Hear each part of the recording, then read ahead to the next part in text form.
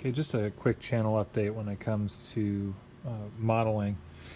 I've been kind of away for a little while in the modeling game because I've been preoccupied with life, and to be honest with you, this Finemolds is just very demoralizing, especially the time investment spent compared to what Bandai is putting out and how much easier it is to work with Bandai than it is to work with these older, more traditional modeling kits.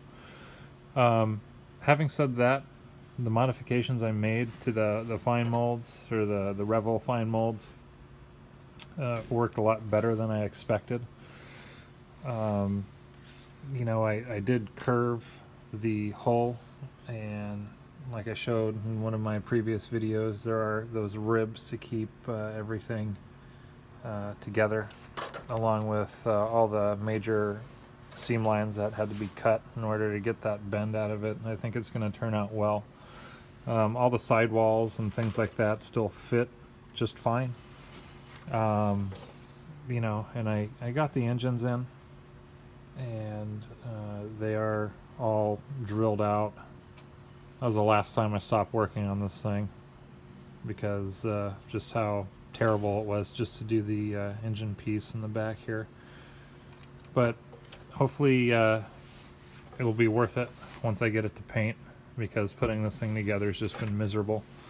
Another drawback is I don't recommend ever using photo etch because of the quality of 3D printing that's out now.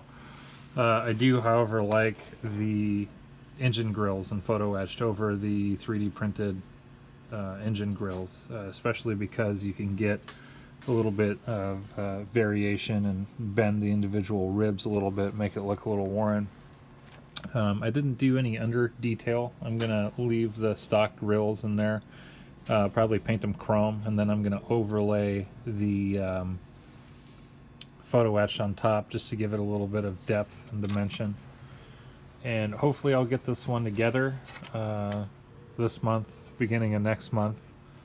I'm going to do landing gear lighting, and we had the engine lighting, and then the cockpit got destroyed because I tried to use the Paragraphics photo etch, which was just terrible to work with, and it just all fell apart. It's difficult to glue, it's difficult to add fiber optics, so I just scrapped it all together in favor of just getting a complete pre-drilled 3D printed cockpit, which looks significantly better than what I had going.